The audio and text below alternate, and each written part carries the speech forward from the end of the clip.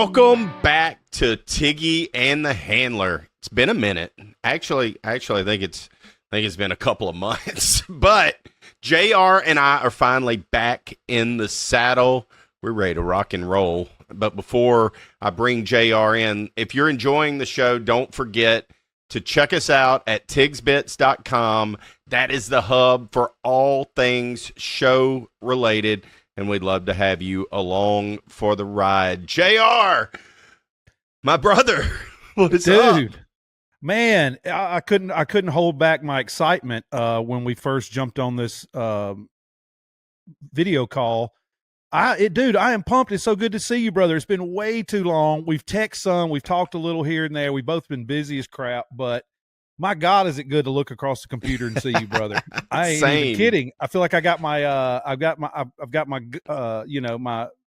all my ducks in a row now. I've got my sidekick, my Superman. I can be Robin, you can be Batman thing. I love it.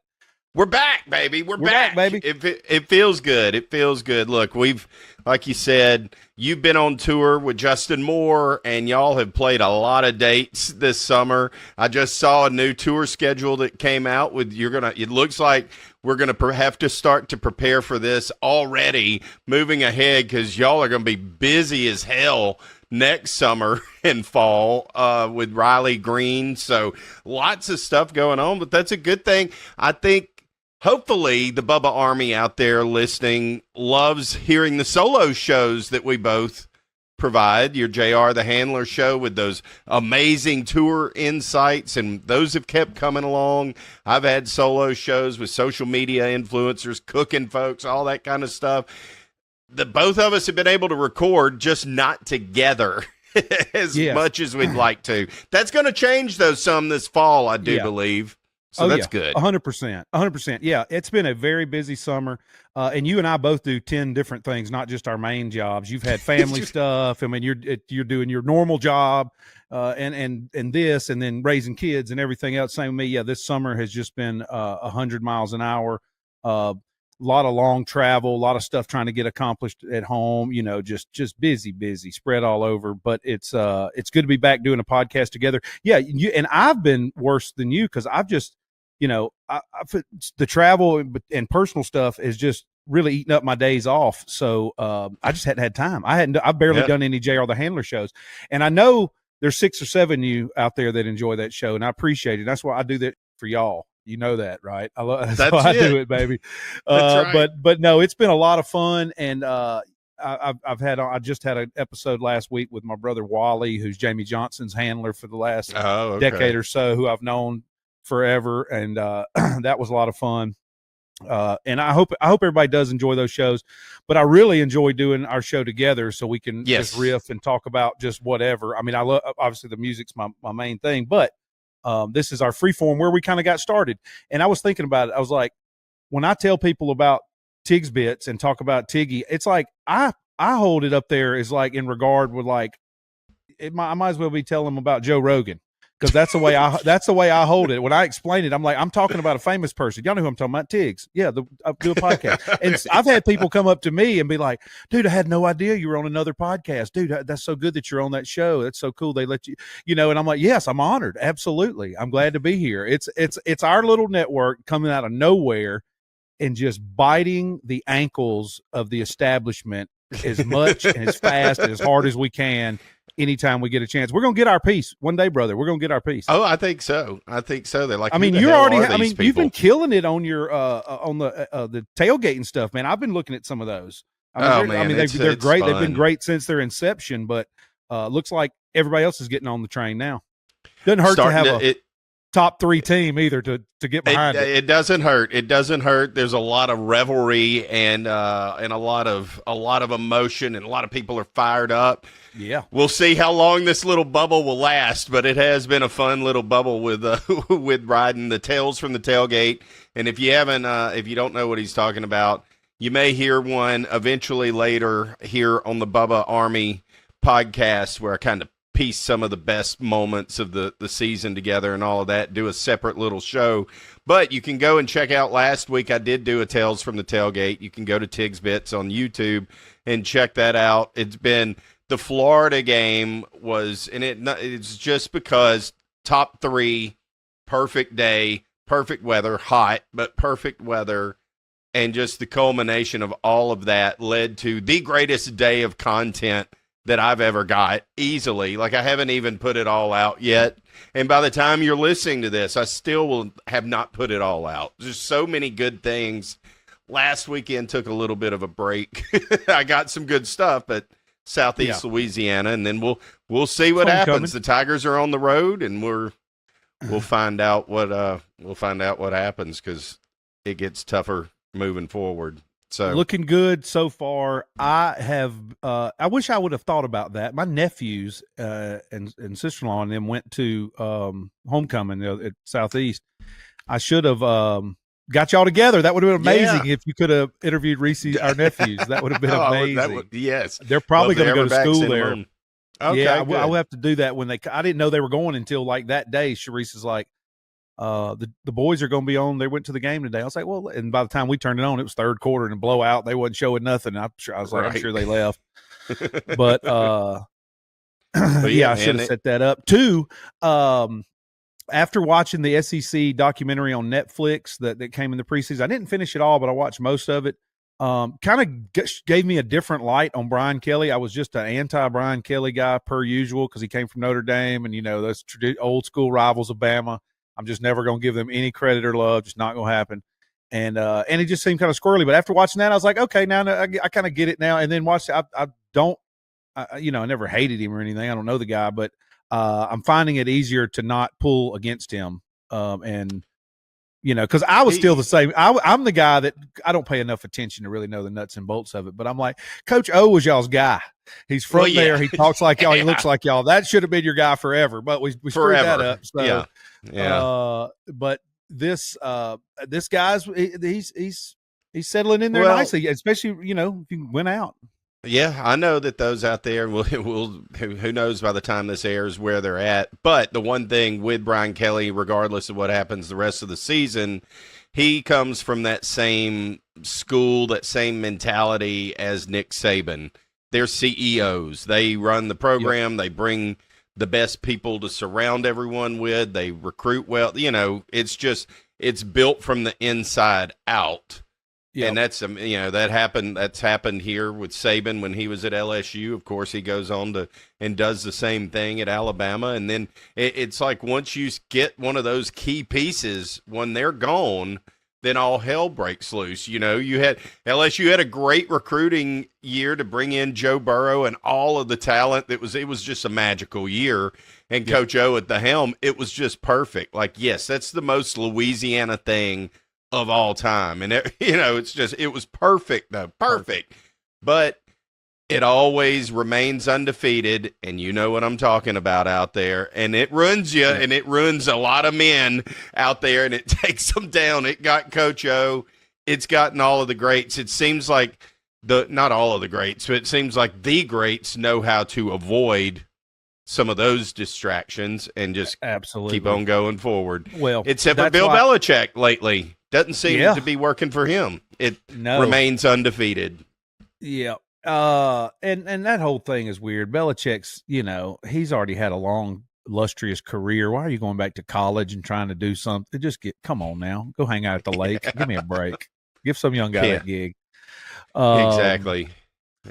But yeah, it was the perfect storm. And, but I've said that it only makes, Coach Nick Saban's run even that more impressive. And that's one thing I noticed watching it year in and year out with him was every year you lost all of your offensive, defensive coordinators, special coaches here and there, strength coaches. You lost people every year. You got poached, and somehow we're able to rebuild. And most teams can do it for a second, but after 3 or 4 years, Clemson, Georgia, and all these still could come back and be just super dominant. You guys, like we were just talking about, it's just hard because they come in and take all your. It's hard to reload at those positions. Not the player positions, and that's a whole new thing. And I'm pretty sure that's why Coach Saban got out. He's like, I'm going to lose my mind if I have to deal with this crap too. Well, I think the days of dominance, like Alabama put on for that 10 or 15 years of never out of the top 5, if not number 1 the whole time, if not the team to beat for as long as anybody ever will be in the history of the game. I don't think that's going to happen anymore. Not with Alabama. I don't think it's going to happen with anybody. I don't think anybody. Yeah, same. I think Georgia is at the tail end of their run just because of the way the transfer portal works out. It's too many moving parts, too many key pieces. Yep. You're going to have teams that come out of nowhere, have amazing seasons, and then the next season they're gone, and then maybe they come back in 3 or 4 years, and it's just going to go up and down, up and down. I think that's the way the SEC is going to turn into for the next decade. Yep. Too much money, people swapping around, moving too much. It's a mess. You never know. I mean, you could have national champion one year, half of your team goes and plays for the people you beat in the championship game the next year. That never would have happened back in the day. No, that is insane to me. No.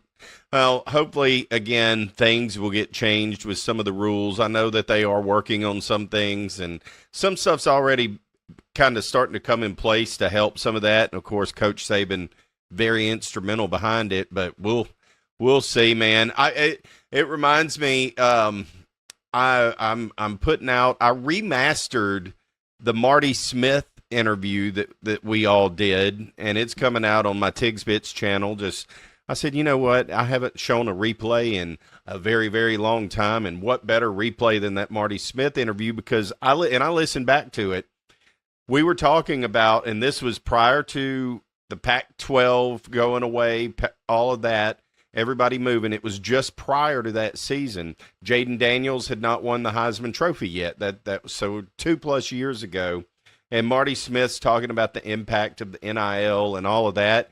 And we are living in the reality of what he was saying just two short years ago. Yeah, we are currently living exactly. He described it perfectly. So if y'all check that out, that'll be airing on the Tigs Bits pages very soon, and go back and watch it if you hadn't. Just a great episode with him. But the whole NIL era, all of that stuff, it's just it's mini NFL. That's just where we're at. And don't get me started. I know. Well, Brian Kelly's a CEO. That's how this all started. and it seems like a lot of them are. And before we move on, I'll say that's a good idea. We should reach out to Marty and see if we could do a follow-up, let him hear that again and be like, dude, you called it. What do you think? What do you think about what you said now? What do you think is going, give him 10 minutes or something, see if he wants to do that.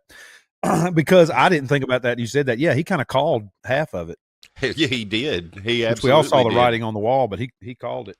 He did, man, being around it as much as he was, man. He was here in Baton Rouge for the Florida game, and I hate that I didn't. But, getting to him Florida weekend, I mean, we could have probably made a call, but I wasn't out there till late, and it wouldn't have worked. I didn't realize he was even here until Saturday morning, to be honest with you. It was way too late at that point. And that's usually how it works with that kind of thing. Either you set something up way in advance and it's already planned, or it's a dang last second. Just because I've had Marty call me, we'll be near his town, and I think they're gone, or a town I don't even know they're supposed to be there, and he'll give a call. Hey, I'm over here by this, sign or this truck or this sound booth or whatever, and he's like, how do I get where you're at? I'm like, hell, I didn't know you were here. So it's planned out. We talked 4 months beforehand. We're going to come here. We'll meet up at this place. We're going to be at the same, or it's something through work where it's set up with ESPN or management or whatever. It's good to know, and I expected nothing. But that's usually and even in the music business, it works that way too. Either you get some tickets way out in advance and everything's planned and do it, or you're waiting on somebody to get for the hookup or to hit you back on something, and it's an hour before the doors, and they're like, yep, got them. They left them at Will Call's. Like, I wish I'd have known that 4 hours ago, but all right, we're on our way. Good to know Marty has a Rolodex of contacts, whenever he goes to events, as he should. He should. I mean, think of all the people that dude's interviewed. Anyhow, we can go down a whole Marty Smith train. He's one of the coolest dudes that we know on our show, for sure. And I know this turned into an impromptu sports moment with Tiggy and the Handler, which I appreciate everybody sticking in for that. We normally don't talk a whole lot of sports, but if you like it and you want to talk about something in your sporting world, send a message. And like Tig said earlier, go to tigsbits.com. Like, rate, subscribe, all that fun stuff. And something I was thinking about earlier is I need a new lid. I need a new Tigs Bits hat because I can't find my cool one somewhere around here. And I've got my Bubba one, but I've kind of worn it down. I like my new hat. I like that hat. Yeah.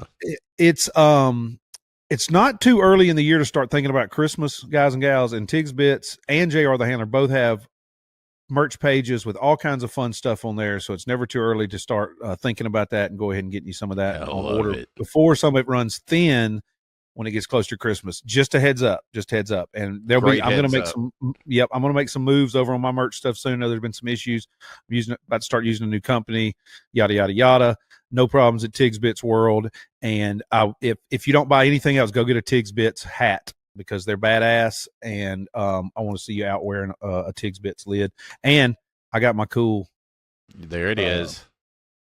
Tumbler here, my little Yeti deal. Tumbler. And this something keeps it good and cold, baby. Yes, it does. Yes, it does. Anyway, a little quick PSA there. But before we get off sports, Bruce Pearl retiring from Auburn a month before the season. Right. Isn't that crazy? And his son taking over. Yeah. I mean, that's interesting. I don't know. I mean, I'm going to be honest. I don't know a whole lot about his son. He's been with him forever, I'm pretty sure. I think he went and coached somewhere else for a little while and came back. I mean, it's awfully late in the year, just prior to tip-off. A month. A month away from college basketball, and you're going to retire. Like, why didn't you do this over the summer? I don't know. I don't know. I hope that he doesn't have a health issue. I love Bruce Pearl. Do not love Auburn, as I know you do not either. Yeah, no but way. I've always loved Bruce Pearl. I respect Bruce Pearl. He gets it done, buddy. Yes, Tennessee, he does. Auburn. I mean, I just listened to him this morning on shout out to Ike Morgan on his podcast this morning today in Alabama. I didn't realize Bruce Pearl, 2 SEC titles, 2 SEC tournament titles, 2 Final Four appearances in 11 years. I know, I mean, everybody's like, oh, he didn't win one. Dude, it is almost impossible to win a championship in basketball. It's tough. And to go to the Final Four 2 times in 11 years, pretty much might almost get you in the rafters. Yeah, for sure. For sure. I never liked playing against him, but I always enjoyed just watching him coach and all that, man. He sweats like I do. Yes, he did. He brought him in, and I think he probably got away with a few things prior to the NIL era. He was he was in the old guard. Yeah. Oh yeah. He was in the old guard. No doubt. For sure. And as an Alabama fan, I'm glad because he's good and I hope his son sucks. So yeah. That's big shoes to fill. I don't know if he's earned it or whatever. I can't get into that debate because I don't know. I don't know. Don't care. Well, and I don't care about it. I hope that they start to suck too. I'm with you. Yeah. I hope LSU hires Bruce Pearl. Bruce Pearl going to Alabama now to be an assistant. Yeah, we'll both take Bruce immediately. Though Alabama has a pretty good coach. That's what I thought about that at first, and I thought, I think we're good. Hey, but I did hear on Into This. They went into it a little bit. Ike did this morning. That there was talks of him being moving into that Senate seat if Tuberville runs for governor. But Auburn offered him a job as a special assistant to the AD, I think. So he's going to stay in school and work. So I guess he's going to be an advisory. He's retiring and going to get a ton of money on the back. Yeah, exactly. That's exactly what he's doing. Yeah, that's 100%. Pay him enough not to go to anywhere else and not to go be the senator. Just hang out here and help make sure your son, nice transition. Yeah. Okay, classic. Bruce is just going to get his bank and he's going to chill. I don't blame him. I don't blame him. He'll still go to an Auburn game sometime this season and go shirtless and sit with the students, I'm sure. Oh, it's I hope he does. He might pull a Coach O. Hell, I heard he just booked a house down in Destin. Perfect. Buck wild. Yeah, they should hang out together and do a show. Pearl and Coach O. It's just crazy. That'd be fun. And Saban be their DD. Yeah, exactly. Well, speaking of complete randomness, because that's pretty damn random right there. It's part of what's become one of my favorite parts of of the new Tiggy and the Handler show, where we're extremely unstructured today, but we still have some of our good callbacks, like your randomness. What's on your mind today? Do you have any randomness? Well, I was just thinking about this when I was getting some stuff in my shed, moved around before came in here to start recording this podcast with you. I remember it, just the feeling in the air, the temperature, the smell, the breeze, the sunlight, the way it was today just kind of took me back in time. And this is a offshoot of the randomness, but you know how the right smell and environment will just take you back, take your memories and mind back to another place. 100%. And it just kicked me back to, like, you know, late teens, just doing something on a fall day when you had absolutely nothing that you could be doing or needed to do or had to do. And in today's modern world, with phone, emails, accessibility, and being our age with our responsibilities now, there's no such thing as a full, really day off unless you forcibly make one. But even then, your mind's going to be churning on some stuff. But yep. But remembering back to a time when Mike could call you on a cell phone at best, or at a house if you had to be somewhere, if you wanted to take the call.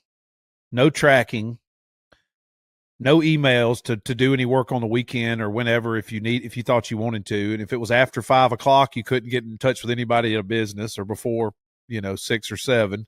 True. And now you can do everything. I'm up late sometime till 2 a.m. on my computer doing this crap, because that's the time I can find the peace not to have to do something else that during the time frame of the day I need to get done. Right.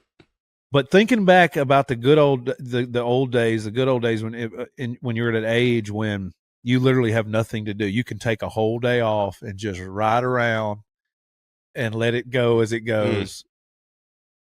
It seems like a distant memory. Yeah.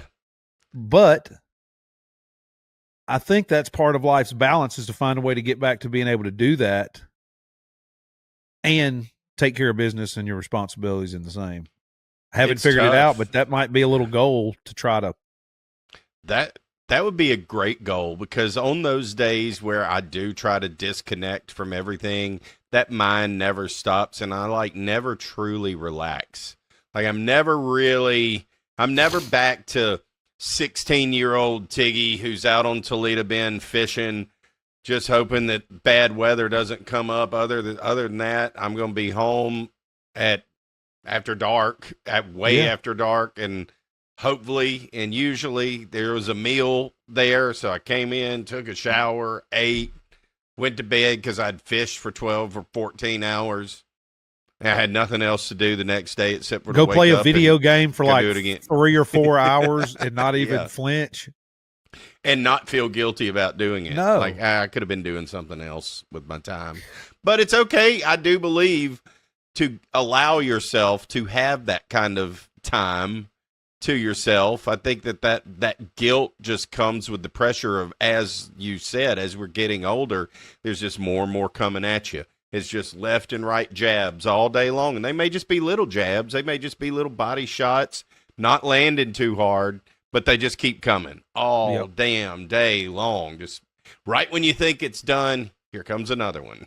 Right. It's just, it's hard to truly relax. So, yes, I agree. If any of y'all have ever figured out how the hell to get back to that place without us going to another country and doing ayahuasca or whatever, however you pronounce it. Which is not out of the question. Not at all. Totally not out of the Not at all. Not at all. If we get enough sponsor love over the next 6 to 18 months, I mean. Will Aaron Rodgers is saying 100%. Throw on some cameras. Tiggy will get to editing post-show. You want some content. Look around and catch me and Tiggy in a jungle somewhere. You kidding me? That'd be fun. Netflix, holler at us. We're down. That kind of it makes me think of something of, this is random, but goes along the lines of, I don't know exactly what the entire Bubba Army thinks about us, because we are a true variety show, which is what we've been since day one. I bring a different variety. You bring a different variety. We dance together with Blasey, me, you, Blasey. We talk about aliens. We talked about everything. It is a true variety show. That is what what this is. But I'm not 100% sure. This kind of leads into what we're going to talk about here in a second with the video killed the radio star. But I just was thinking, what the hell do you, Bubba Army, let us know. What the hell do y'all think about us? Because when I was watching that documentary, and I didn't mean to skip ahead to it, but when I'm watching it, I'm just sitting there and I'm like, how the hell did we get involved with this? In a good way. Sometimes. And sometimes it's like, God damn. Yeah. It's like, let go of the Hogan. Let go of the Hogan. And then Hogan dies. Well, we've said that. We've publicly said that a bunch of times, but we love Spongos. I mean, just. Oh, yes, for sure. It's America. And I love the Bubba Army. I just give my quick thing on that. I love the Bubba Army. I love everybody. I appreciate Sponjo giving us the spot. I'm a fan. I love wrestling and music. He does too. Is he ridiculous? Of course he is. I didn't even know half of his story because I'm not from South Florida. Blasey kind of got me up to speed on all this, and I'd always heard. And then as soon as we, they adopted us on their network, I had people coming out of the woodworks. Oh, you know, Bubba. A lot more people knew about Bubba than I thought, just because I'm from the sticks of Alabama. Yeah. But appreciate the crap out of him, and now seeing how he does it, he creates stars. I mean, he's a worker. I mean, we'll go deeper into this on different times as this discussion goes on. But yeah, I'm a big fan of Sponjo. Is he ridiculous? Yes. Would I, if we were friends, would I be like, hey, don't say that in certain things around certain people? Because I'm old fashioned. I'm from Alabama.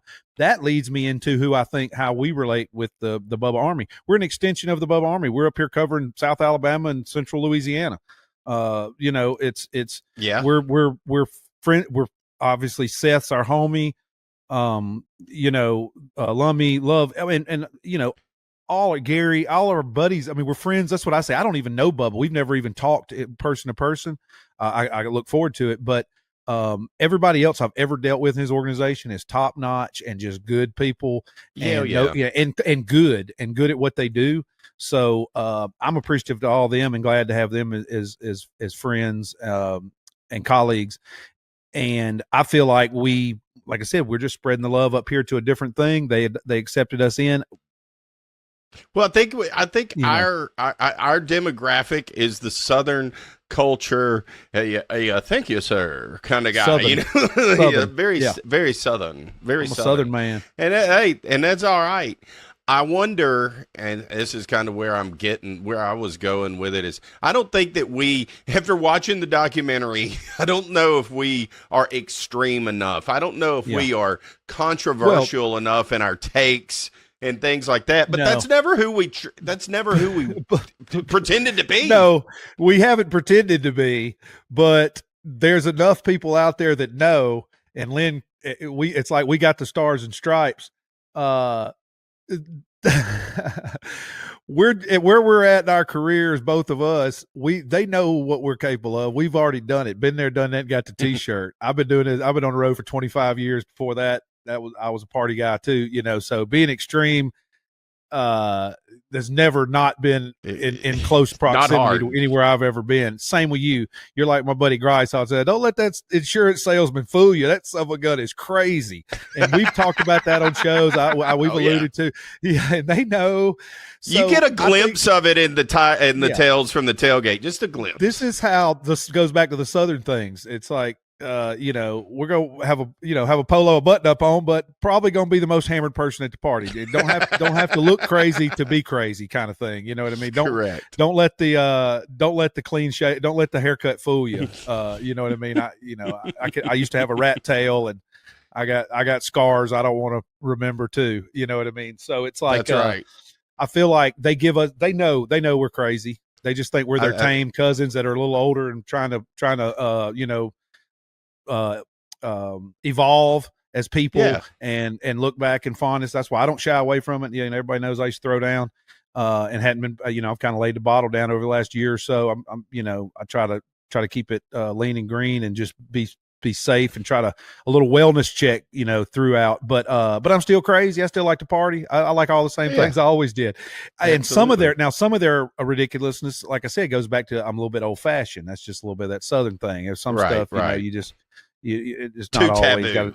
Yeah, a little bit. My mama's still around. My grandmama don't want to say it, but everybody's different, and that's fine. Some people don't. That's like some people drink with their family. Some people don't drink with their family. My mom and she hasn't. My mom doesn't understand the Bubba Army. She understands the Bubba Army, and I'm like, look, Mama. Here's the thing. These people are as loyal as it gets. Now, are we everybody's cup of tea? Not even close. But we have a lot of people that follow our show and are extremely loyal to us, follow both of our solo stuff. Like I consider them friends. They are friends. And none of that would have ever happened without Bubba. But mom's limited knowledge of Bubba is the Hulk Hogan sex tape. And she's like, why are you associated with this? I'm like, well, he found us, Yeah. And he's still the shit. And we know and that's the first thing we're like, because you try to tell them everything about him except for that. And then you're like, all right, he was the Hogan sex tape guy. Oh. And you're like, but he don't let it go either. So I guess, No, he doesn't. He doesn't. So but it is what it is. I mean, let's jump into that documentary, man. But before we get, yes, I love the Bubba Army. I appreciate y'all. I feel kindred with a lot of the people with Southern 100%. Folks. Florida, you stay Florida. I love Florida. Most of those guys are from people that came because they love Florida so much they moved down there. So right. I'm glad they've taken over, and I hope Seth's listening to this. You're the man. What you've done for the podcast leg of the Bubba Network, Bubba Army Network is awesome all the way around, and on the show itself, all that Seth Lummy, rock and roll goes back to what I said earlier. Bubba does create stars. You can say what you want. Yep. He's been everywhere. He knows everybody. He created stars. He's still doing it. And he really never went anywhere. And we can get in the doc on that. But yeah, amazing the heights he got to. But he knows. Hell, we're like Bubba. Bubba ain't as crazy as he used to be either. That's a fact. That is a fact. And he looks, before we get on that, he looks a whole lot better too. God damn, he let himself go times throughout his career. But hell, when you're rich, you're partying, I guess you just don't care. But Bubba looks good these days. You look back, hell, Bubba looks good for all the crap he's been through, and that's kind of what we're trying to do too. I'm trying longevity. Let's live through this. But yeah, I mean, that documentary truly was. I mean, it was great. It was just fantastic. It was well done, well produced. All of that good stuff, but it told the story. Cinematography, all that. Yeah, it really was. It really looked very, very, very, about 35, 40 minutes too long, but a little lengthy. Probably could have lost the end. I see how they were wrapping it up, but a little long. I do agree. But overall, like, I didn't know the story. Of course, I know the story. Blasey told the story. That's how this all happened. How we even got on. I mean, how the hell did it happen? It happened because Bubba heard a clip of Blasey summing up that whole entire story in less than a minute. And still the greatest summary of it ever made. It should have made that damn movie. It should have done. It should have been a trailer. I'd have sent him the uncut good video version of it. But yeah, dude, it was, he absolutely nailed it and summed it all up. But then to see the things, what made it so good is all the visuals of it, because I've heard of some of these things. And then as I'm seeing some of the things, I'm like, oh, I remember that. I remember hearing about that, or I saw it somewhere on TV, maybe on the Howard. Didn't Howard Stern have a channel? It was like on. His show would come on later that night, but every now and then some Bubba stuff would go over, if I remember right. I'm sure that was 20 plus years ago or 20 years ago. But yeah, I mean, there's the whole. It's just insane. Everything really that he did, all the stars, all the craziness, all the FCC fines, the this, the that. But then ultimately, And the charitable causes along the way, standing up for the little man. That's the things you do. That's the endearing things about Bubba. You know what I mean? It's like he knows, right? He just likes to push the envelope. He just pushes wild. the envelope. And they said it. His sister and mama have said it. Yes, and he's always been that way. Yeah, he's been that way his entire life, and that's never going to change. Just like we've said, and just like Blasey has said, Bubba just can't get out of his own way sometimes. Hell, I think even Bubba has said it. You know, it's just he just can't help himself. He just can't help himself. He's good at stirring the pot. He's probably one of the best, maybe of all time, of stirring the pot and knowing how to do it. It's incredible. And what he can get, the information that he can get out of people because they love Sponjo. He's trustworthy. But he is trustworthy. Like he isn't, if he. Well, that's what I'm saying. He didn't, I mean, he's not committing any crimes, does what he says. You know, he's just out there. He's just wild. He's just a little buck wild. Like he said, he's got some kinks. But he's got some kinks. That was a funny line. But he's not, you know, he's not trying to go against the law. He's actually supporting law enforcement, some of that kind of stuff, you know. So, yeah, it was. But then it really brought it all back to how Spice Boy eventually, how he got that tape, and it all makes sense. I feel ultimately the whole summary on this deal is that Bubba was vindicated from that documentary and very apparent that Hulk knew that kind of happened. You know a little bit of that in the story, but then to hear Brooke Hogan come on a couple of times and go to the premiere and all that stuff with Bubba just to validate it from the inside as well. You know, it just has to make Bubba feel good because he deserves it. He's had a tough break, and I think he's on his way back. And I do believe, like he has said, digitally, there's no one else that's been in radio that's being able to do anything to that level that he is doing it at, and his own cruise control. Like it's just kind of a matter of the market getting right. You know what I mean? Right. And him getting out ahead of it too, knowing to diversify and go digital. Yeah. You know? Yeah, because terrestrial, it's still very important. I hope it stays around forever. I do too, because it sure is nice to get in a vehicle, and if your Bluetooth is screwing up or something like that, you could still put it on the radio and listen to our Sound of Paradise 105.7. That's right. Yeah, a couple blocks from I listen to the Sound of Prayer. That's all I listen to when I'm driving around at home usually.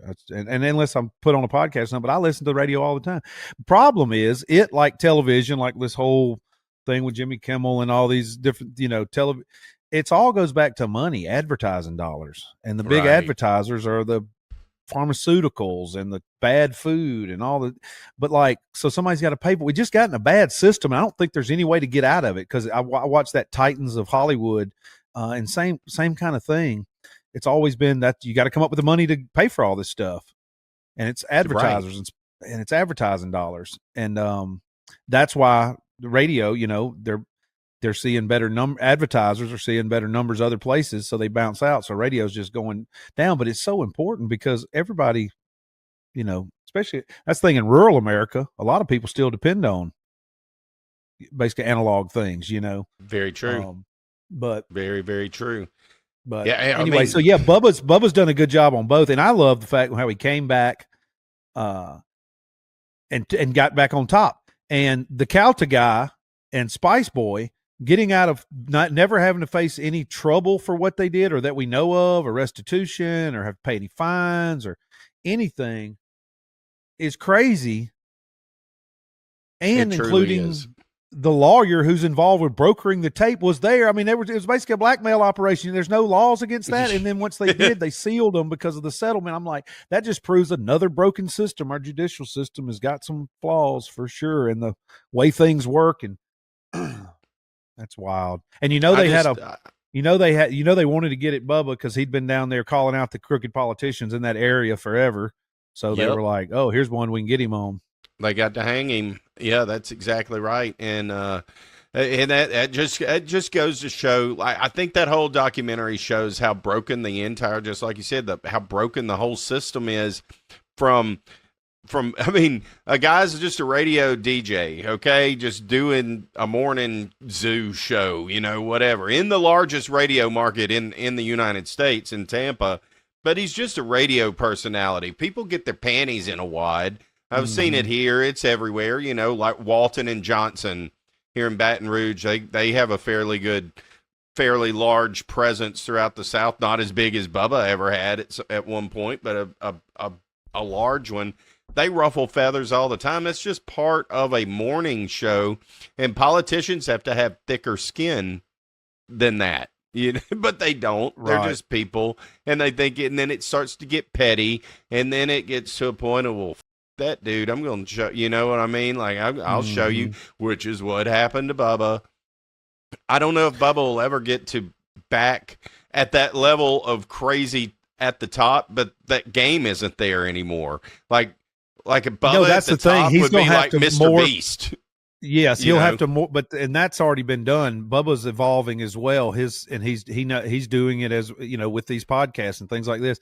He'll morph into something, whether he has a YouTube show that's there was something that this will morph into and could take him back, to a couple more steps up the ladder if that's what he chooses to do. But he's got a comfortable spot, where he's at with what he's doing now. But who knows? Like I said, it's undetermined because we don't know what will end up being that next format or medium that I just love the whole. I love the whole documentary. Seeing some of the crazy things, knowing a little bit more about the stories, a lot deeper dive, then tying it in with Roger Stone and all of that, and Trump and all that. That's kind of that's a little bit of where it is very true. There's nothing wrong with that. That's where I felt the documentary got a little lengthy. And tying it back in, I saw Roger back end of it, but it was still great. Instagram, that Trump watched the documentary. Roger Stone said he's already watched the trailer, and Trump himself said it puts the pieces together that he hadn't fully understood before. If the trailer put pieces together for Trump, can you imagine how he'll react if he sees the whole thing? I can tell you how he's going to react. He's going to have to wake up and take a nap or a bump or a shot or something because he's going to be asleep. He's about 40 minutes in, he's like, this Bubba thinks a lot of himself, doesn't he? He's like, just like me. He loves himself. Look, and this is just for fun, and I would have done the same damn thing, Sponjo. Trust me. Oh yeah. If somebody was doing a documentary on me, I'd have done the same thing. Roll it from the top, boys. Get my one shot to get it out there for everybody. We go get it all in there. But when it started they did the spiel. They basically could have done the intro. Would have about 2 more minutes of intro would have been the whole movie. But then it goes, what is it? Chapter 1. A Star is Born, and I'm like, and it shows a baby picture of SpongeBob. I said, "Oh hell, we going all the way back to Warsaw." Here we're going back. Here we go. And I buckled in. I said, "Oh hell, here we go." Then I saw 151 minutes. I was like, "Yep, here we go." But I thought it was good. Like I said, I thought it was shot really good. Like I said that earlier about it could be shorter. We made jokes on it, but I'm actually glad all the stuff's in there because you get all the information. It's good to get all the information. Bubba's, I would take this as one big thing I took away from it is, and I've said this before, and Bubba knew this, you could see the regret in his face. I wish he'd have got rid of the tape. Probably should have never got it on tape. Should have had it closed circuit. He said, his wife might try some tricky stuff. Well, he was going to make sure to have it in his back pocket in case he wanted to try some tricky stuff too. Should have been got rid of it. Should have been in a better locked spot. He knows all this. And he's terribly regretful of it.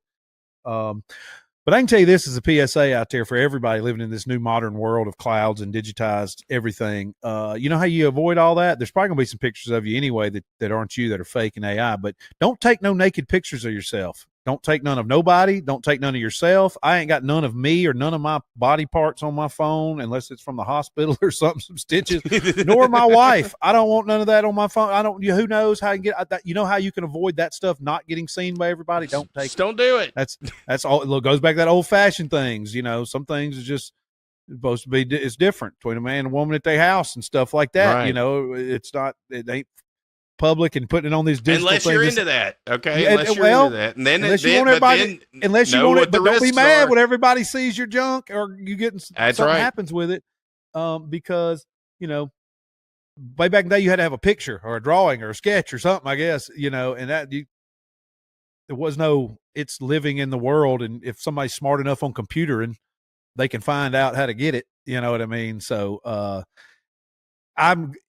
it was on DVD. But you got to wonder too, was it, where's the closed circuit recording stuff? Is it still recorded on that hard drive on that? Did they get that? I mean, you know what I mean? Or did she have a copy? Did we know that? We don't know. Didn't sound like it. But no, anyway. But no one knew either. There was a part in there that was like, wait, why would she have a copy of it? Oh, it made you think about all angles. Yeah. If for a second there you thought about everybody, it was a Clue type deal, and finally it was Sponge Boy and with the machete in the closet kind of thing. Yeah, that's what it was. But that goes back. He should have had it should have been a lockbox with a thumbprint or a separate code or some type of safe. Come on, Sponge. Just something. Yeah. He knows that now, so there's no need kicking guys down. I mean, look, I know that if he could go back and change things, he certainly would. Yeah. You can't do that. But I think it's time we move on. Yep. I don't think anybody's going to find anything out about Hogan's death, unfortunately, any more than we've already found out. It'll be like half the other things. Currently, it's why we have conspiracy theories, because nobody ever tells us the damn truth. That's a fact. Yes. I mean, that is a fact. Well, I mean, bottom line, and I don't want anybody to think that I am certainly not appreciative of being able to speak to you guys through this platform at all, because God Almighty, are we? We are beyond grateful and thankful for the Bubba Army, for Bubba himself, Bubba the Love Sponge, the man, Lummy, Seth, Gary Cantrell, everybody, Macho Man, everybody involved with the show. We love y'all and thank y'all for giving us this opportunity. It's a lot of fun.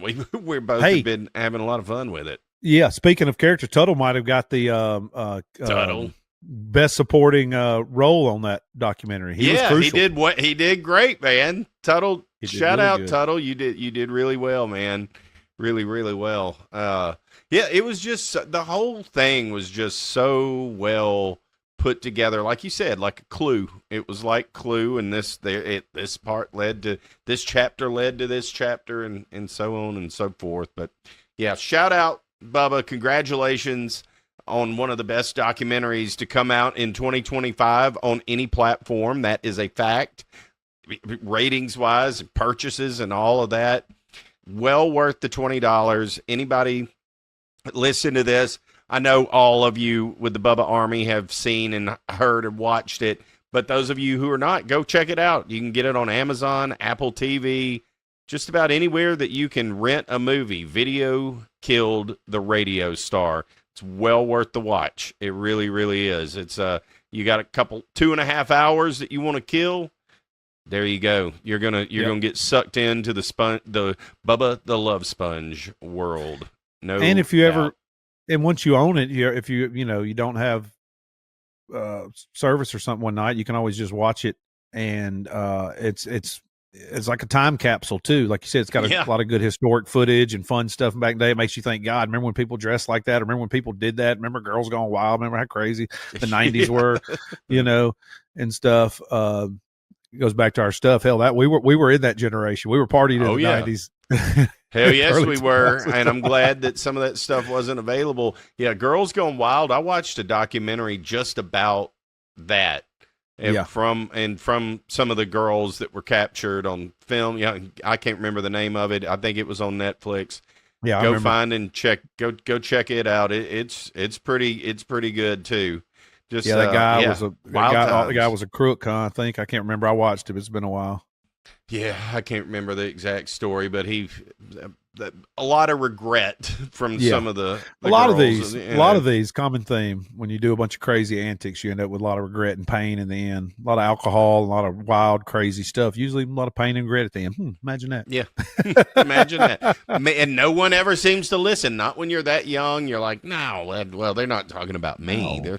They're talking about somebody else. No, that won't happen to me. That's those idiots. Go take pictures of your junk and see. No, nobody do that. Hey, random thought right now, just because I was looking on my. I think this whole show is just randomness. Yeah. Well, we need to do a catch-up sesh, so we just included all of our podcasts. We've been wanting to talk about. Yep, all our podcast friends to listen, and then I talk to all kinds of people that listen to the podcast and both shows, all the shows, everything related, man. It's good to catch up with people. So, hey, everybody out there, appreciate y'all sticking with us and always jumping on the ride with us. So, for sure, just want to say shout out to all the folks out there, Hinton, Paul Rogers, all the usual suspects. We appreciate y'all. John Costeca in the house. Yeah, and I should have wrote a list out because there's so many cool ones, man. And I just chit chat with people on Terry Wayne. Everybody. Yes. I know I'm leaving people out. I know. Worry. I don't even want to go down the list because I'm like I just text with 2 or 3 people today, and I can't think about it. I got too many things going through my brain. Right. But randomness today in 1930 in Albany, Georgia, was born one Mr. Ray Charles. Nice. How about that? Happy birthday, Mr. Ray Charles. Absolute legend. Oh, yeah. And one of the best singers there ever was. No doubt. He was, so in all transparency, we're recording this on September 23rd, would be his birthday. And this little thing here says, who helped racially integrate country and pop music during the 1960s. His 1962 album, Modern Sounds in Country and Western Music, and its sequel, Modern Sounds in Country and Western Music, Volume 2, helped to bring country into the mainstream of music. His version of Don Gibson's song, I Can't Stop Loving You, topped the pop chart for 5 weeks. Charles died June 10th, 2004, due to acute liver disease in his home in Los Angeles, California. Yeah, those 2 albums they mentioned in the early 60s are fantastic, and that really was that kind of bridge. That's when it was still, the charts even called them country and western before it just went to country charts. But that's just a fantastic album. I want to say I've got one of those somewhere, but yeah, happy birthday, Ray Charles, legend, brother Ray. Yes, sir, one of the best. I love that Ray Charles song in National Lampoon's Christmas Vacation, whenever he's in the attic and he's starting to watch it gets you teared up every time. Wonderful feeling. Oh yeah, that's it. That gives me goose pimples. I know, man. Yeah, and him and Willie Nelson doing 7 Spanish Angels. Are you kidding me?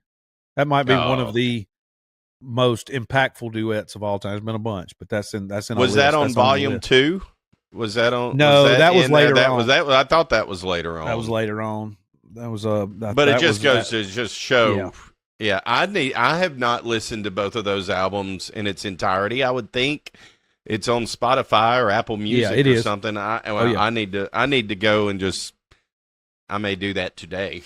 Actually, always love it when JR is a music guy. He is a tour manager for the legendary Justin Moore. You got to expect some musical nuggets to come from JR and his influence. I'm so glad to have you as a friend and all of that as Blasey introduced us, because dude, anytime JR gives a music rec, I'm going to listen, and generally I'm going to be texting him back and being like, oh my God, I didn't realize, or I forgot he sang this, or I didn't realize this came from that album, or and it's just like with who'd you turn me on to? Guitarist. Badass. Chuck Berry, yes. There you go. I couldn't remember him. Chuck Berry, I had never listened to that album that you told me to listen to, and holy smokes, I didn't know he got down like that. It's just some of that stuff got lost on me, and it's never too late to discover it. No. And if you like modern stuff, just always go back to the roots of it and see what was up, see why it got to be where it was at. Man, you go back and listen to like that stuff and Fats Domino and Little Richard and early Ray Charles records, and man, you'll know where it all came from. And some of that stuff's still good today. I say a lot of young artists, and I know they do it. Songwriters do it too. You go find an old B-side of one of those and you just kind of change it up a little bit and there's your new song, because man, it's just there's a lot of gold out there to go find. I mean, it's there. Yeah. And no specifically for what you like and what resonates with what kind of stuff you like to hear, no doubt. Well, JR, let's wrap this show up with a little quick Tigs blitz. Let's little fun. Couple questions. We'll hit you with 5 of them and just rapid fire. Tell me what you think. Number 1, here you go. Cornbread or biscuits? What hits harder with a good plate? Cornbread. I agree. What Biscuits. kind of cornbread? Does the cornbread have any sugar in it? No. Perfect. It's buttermilk cornbread. Buttermilk cornbread, preferably for me. Yeah, a cornbread muffin, just a slice of cornbread, like a pie shape, or a square. But I don't hate Jiffy corn. We call it. I always just call it Jiffy cornbread. The sweet cornbread. Correct. Yeah. Because it's usually Jiffy brand was the one, but we barely ever did that for certain stuff. But I like it. It's good. It's kind of sweet. It's kind of more like a desserty thing with certain stuff. I don't want Jiffy cornbread with chicken and dumplings. You know what I mean? No, I want exactly, buttermilk cornbread with chicken and dumplings. I basically just want Jiffy cornbread with a little butter for dessert, basically. Yeah. Or if I had peas and I didn't have anything else, I will eat a little bit, but I hope it's not too sweet. And as far as the cornbread, crackling in it, maybe take it up a notch. Or Mexican cornbread, but I don't like it too spicy, so a little extra corn in there for me is good. But I do love a good biscuit too. Now, I'm not knocking a biscuit. All forms of biscuits are delicious, but I always like a biscuit is more of a breakfast thing. I'd rather do biscuits for breakfast. And if I'm going to do a biscuit, I can do a savory biscuit, traditional bacon, egg, and cheese, or sausage and biscuit, or a Chick-fil-A biscuit is fantastic. But just a biscuit with some jelly or some preserves of some sort, like my grandmother's plum fig preserves or something like that she used to make, or strawberry fig preserves on a biscuit. So good. But if I'm eating turnip greens, collard greens, mustard greens, beans, peas, anything like that, I want cornbread. And even like chicken and dumplings, anything like that, anything really, it's good to have that piece of cornbread, because using it as a pusher to go up against your fork or your spoon. That's right.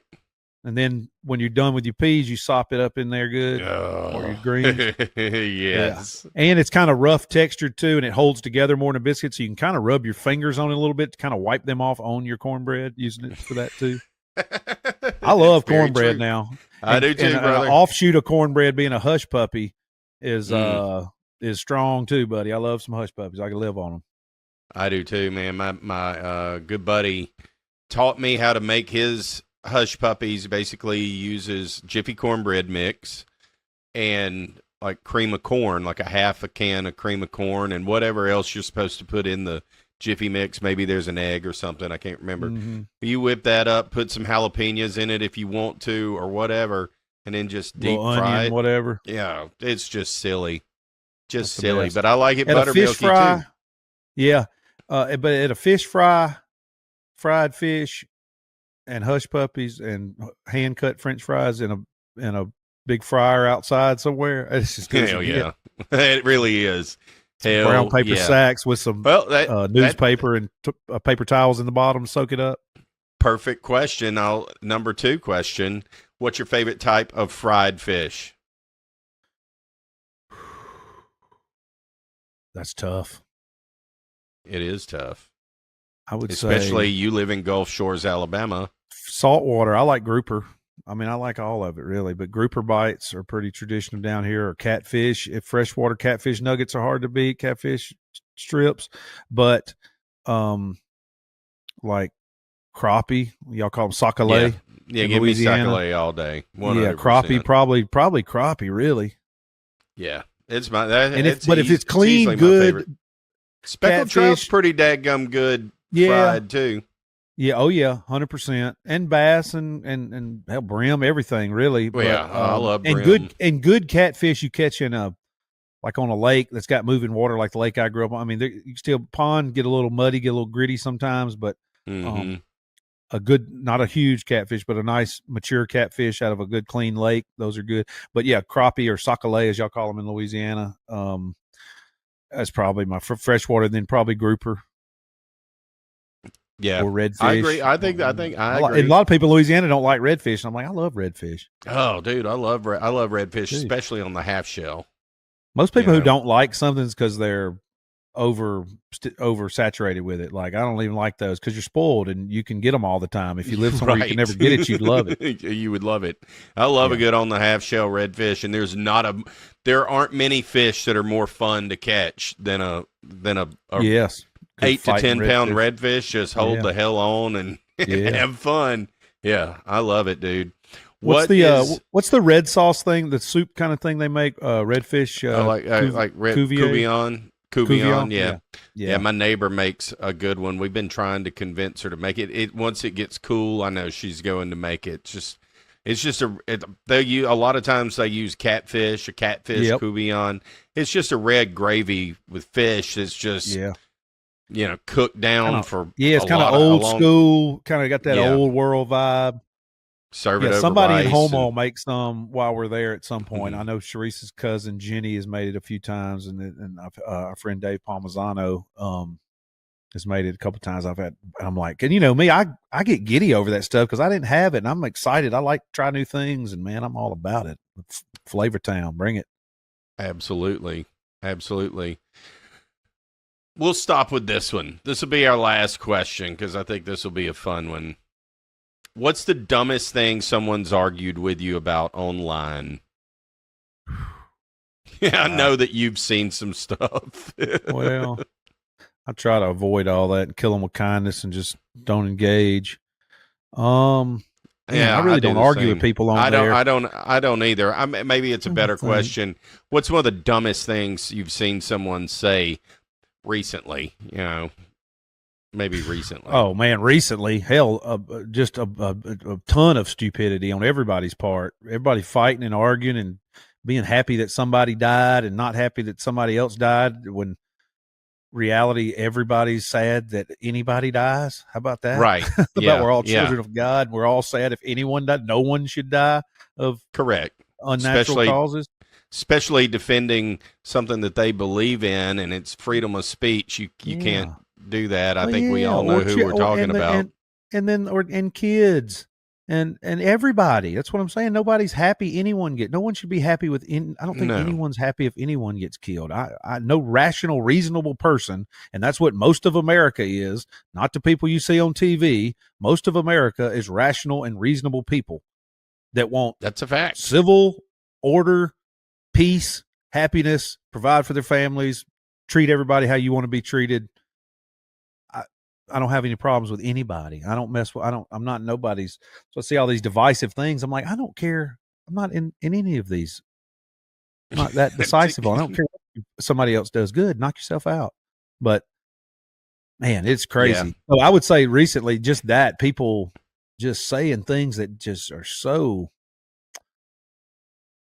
I don't know if they're like, they think people are that evil or are they evil? I don't know if it's all real people, JR. I think some of this shit's bots. Man, but even people I really know stuff they're saying, I'm like, man. Yeah, well, even people I know saying stuff, and I'm like, really? And I don't unfriend people if they say something they don't like. No, just somebody but I know how to hit that snooze I shouldn't button. Be friends. I met this person once. I shouldn't even be friends with them anyway.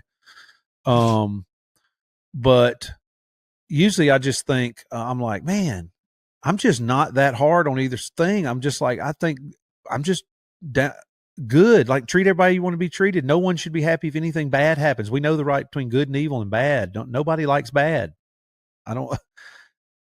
Yeah. No, exactly. Anyway. I'm going to eventually do a whole show on some of the crazy comments that I've received or that we have received on content that's on Tigs Bits. It's, It's crazy. Nothing that I don't have anything that stands out to me except for the only thing that bothered me is somebody. I don't know why it even bothered me. It didn't bother me, but it's just like, wow, that was the take. Is I talked to this girl from New York, from Buffalo, came to LSU to tailgate. It's had hundreds of thousands of views or whatever. But I know when one of these videos is getting at the end of its life cycle, that's when the negative people start coming in. I just ignore it. I don't ever engage either. But she said, why do men feel like they have to always touch women? Because in the interview, and I was like, what is she talking about? And then in the interview, I put my hand on her shoulder. I can explain, not that I have to, because I just did. You couldn't hear out there, lady. You couldn't hear. I put my hand on her shoulder because I was actually leaning my ear in so I could hear her. That's why I didn't. Maybe you're not supposed to touch somebody, but that's what happened. I touched her and I was kind of leaning in to hear, because I'm about half deaf due to my own accord. And if you're at our tailgate and you walk in front of those speakers, you'll be deaf too. All day long, but anyhow. So, but I don't know why that bothered me, but it did. It just did. But, like, whatever, lady. Yeah, and I'm thinking, why of all the things you've got to worry about today? That's what kills me a lot of times. I'm thinking do you have that much free time? It goes back to the day off thing. I'm like, I've got so many things I want to try to get accomplished every day, that spending any amount of time on something that doesn't positively impact my life is pointless. It's pointless. Right. Unless it's for knowledge or gain some wisdom or something along those lines. Well, it's just all I can say is, in the most southern way, is bless their heart. Just bless their heart. Little old heart. Life is good down here in the dirty South. Y'all come see us. Come vacation. Yeah. We'll see y'all up north sometime. But y'all come see us in the dirty South. Beautiful. A lot of good food, a lot of good people. Don't believe everything you heard. Come on. Well, look, appreciate everybody hanging with us. Remember, follow us on tigsbits.com and all of our platforms. Until then, we'll catch you next time. See y'all.